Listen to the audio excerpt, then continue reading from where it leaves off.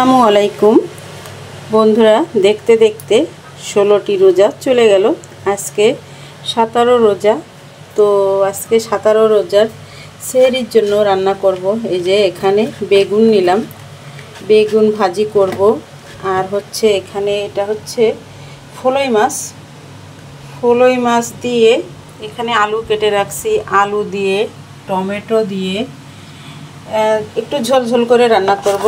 তো বন্ধুরা, বেগুনটাকে আমি হলুদ লবণ মেখে নিচ্ছি। হলুদ লবণ মেখে কিছুক্ষণ রেখে দেব।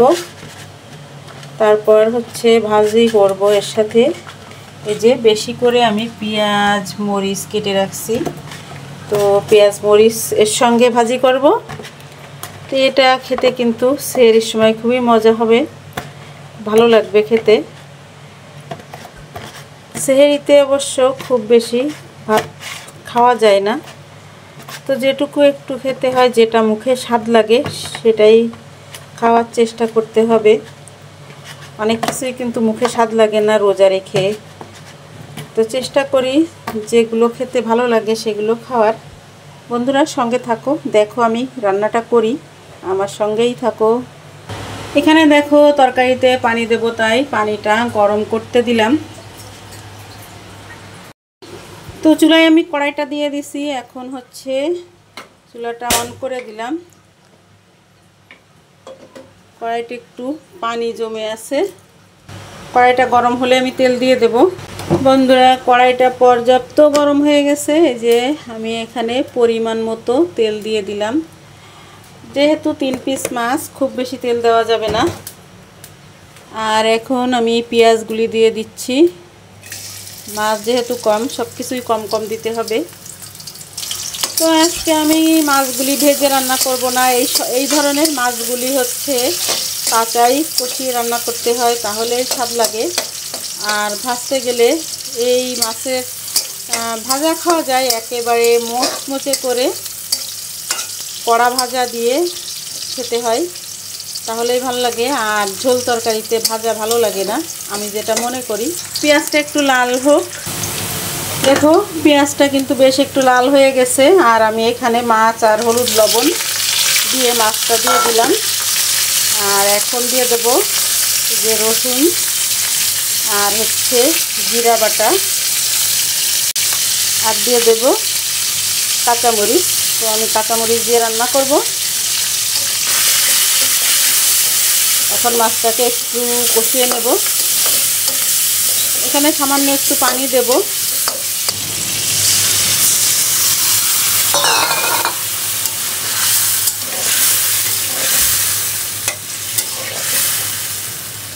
খুব বেশি মশলা করে রান্না করব না, হালকা মশলাতেই রান্না করতেছি।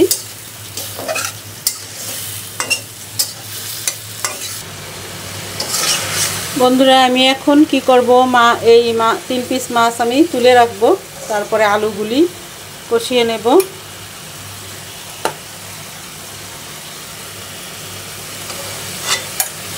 যাই রান্না করি সেটাই থেকে যায়, এজন্য আজকে মাছ আমি কম দিলাম। 3 জনের জন্য 3 পিস মাছই দিলাম। আর এখন এই যে আলুগুলি দিয়ে দেব। আলুও 2টো আলু দিলাম।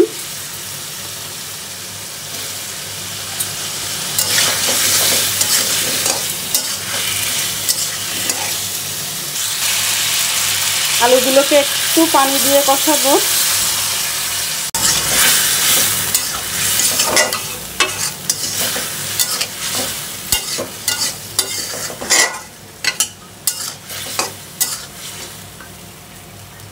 সিদ্ধ হওয়ার জন্য একটু ঢাকা দিয়ে দিচ্ছি, আর চুলার আঁচটা একটু কমায় দেব।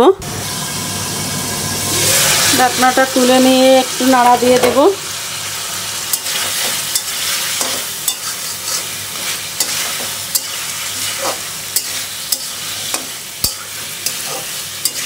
আর ঝোলের পানিটা এখন আমি দিয়ে দিচ্ছি।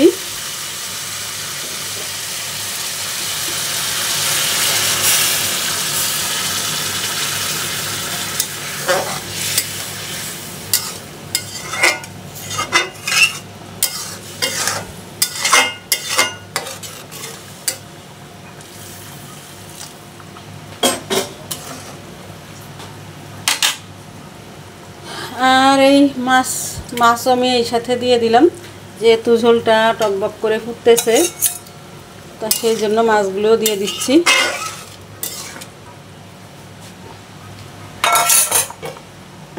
আর কিছুক্ষণ একটু ঢাকা দিয়ে দিব।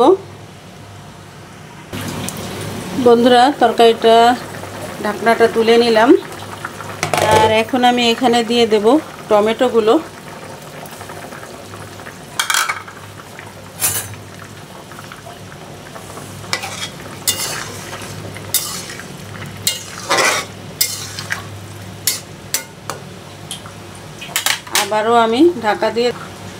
আবারও আমি কিছুক্ষণের জন্য ঢাকা দিয়ে দিচ্ছি।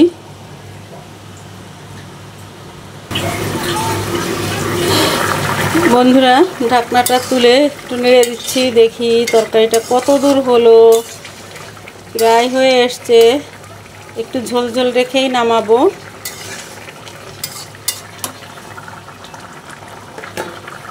আরও কিছুক্ষণ একটু ঢাকা দিয়ে দেই।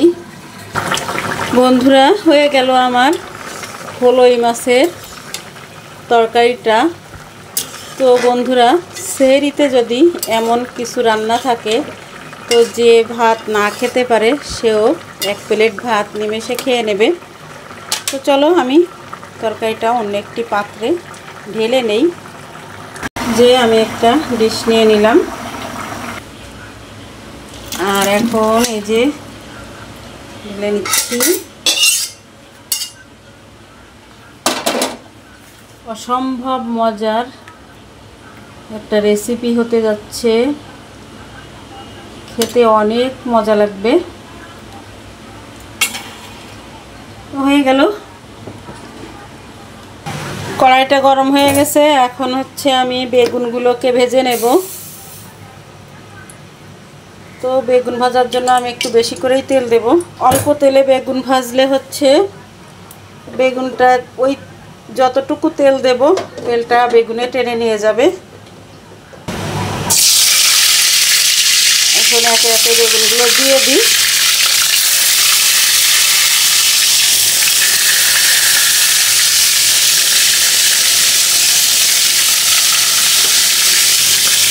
আর ঢাকা দিয়ে দেব। আর একটু মৃদু আছে ভাজবো, তা না হলে বেশি জোরে জাল দিলে পুড়ে যাবে, ভাজা হবে না ভালো। বন্ধুরা, ঢাকনাটা তুলে নিয়ে বেগুনগুলো একটু উল্টে দেব। দেখো, বেগুনগুলো কিন্তু একেবারে নরম সফট হয়ে গেছে। আর অপর পিঠটা বেশ একটু লাল হয়ে গেছে।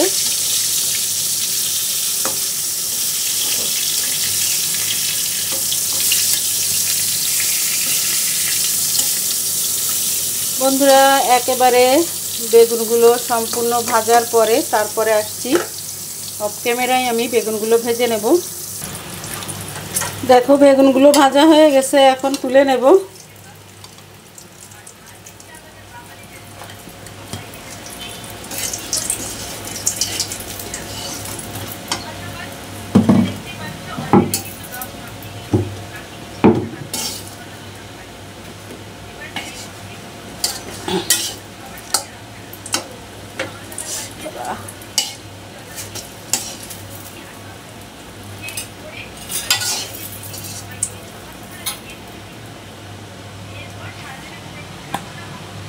দেখো, কড়াইতে তেল কিন্তু আছে।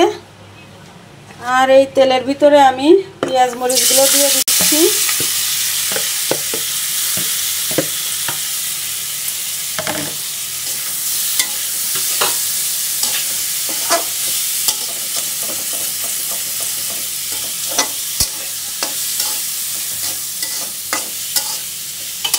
এর সাথে একটু মাছের ডিমও আছে।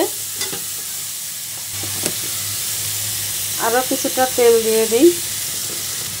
বন্ধুরা, এভাবে পেঁয়াজ মরিচ আর বেগুন ভাজা করলে, বেগুন ভাজা কুমড়ো ভাজা করলে আর কিছুই লাগে না। প্লেটের এক প্লেট ভাত এটা দিয়েই খেয়ে নেওয়া যায়। পেঁয়াজ মরিচগুলো ভাজা হয়ে গেছে, এখন তুলে নেব।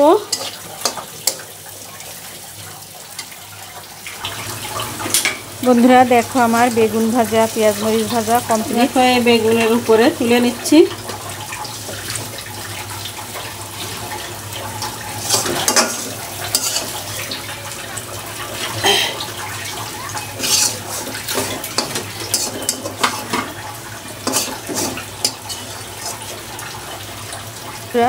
আমার আজকের এই ভিডিওতে যদি কোনো নতুন বন্ধু থেকে থাকো তাহলে সাবস্ক্রাইব করে আমার চ্যানেলের পাশে থেকে যেও আর পাশে থাকা বেল বাটনটি অন করে দিও, তাহলে ভিডিও ছাড়ার সঙ্গে সঙ্গে তোমাদের কাছে পৌঁছে যাবে।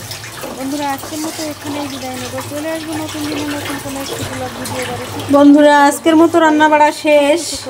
কেমন লাগলো আজকের আমার এই দুটো রান্না কমেন্টের মাধ্যমে জানাবে। আল্লাহ হাফেজ, আসসালামু আলাইকুম।